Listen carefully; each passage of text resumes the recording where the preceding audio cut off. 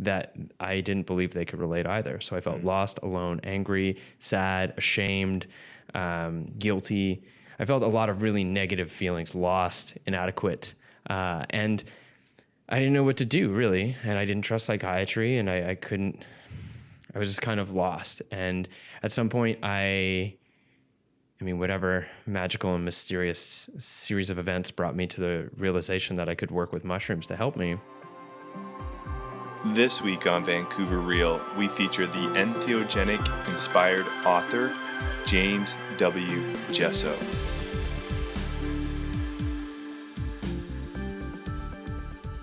And I started a journey over 13 months where I took about 4 grams once a month, every month, with the intention that they could help me as a healing medicine.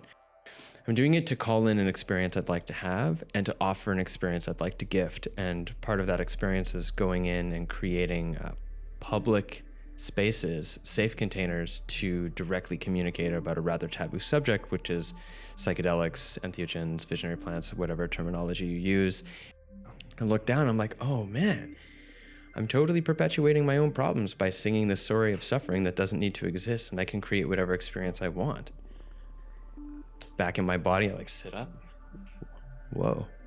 And I had this revelation while looking at the fractals that I could see increasingly more complexity in as I brushed light from my flashlight across the dust on the dashboard of the car, right? That, oh my God, I'm addicted to drugs. This was the revelation. It was the words and the acceptance of that phrase as truth. I am addicted to drugs. My frame of mind was romanticizing the idea that I have a lot of intelligence and a lot of possibility, and I could do great things in this world, but the world is fucked, so fuck it, let's get fucked up.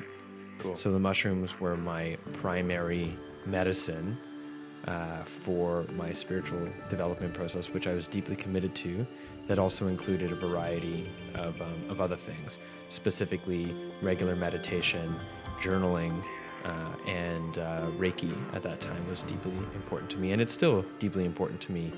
And I saw writing as my purpose, and I specifically saw communicating what I learned out of this deep investment with the mushrooms in the form of writing as my mission and my purpose, and the thing that I had to offer the world, that if you try to fix the world, you'll fail. But if you just be the most honest, best expression of yourself, right, then you will feed into an ongoing process of bettering the world being an expression of our influence on the planet and our influence on each other.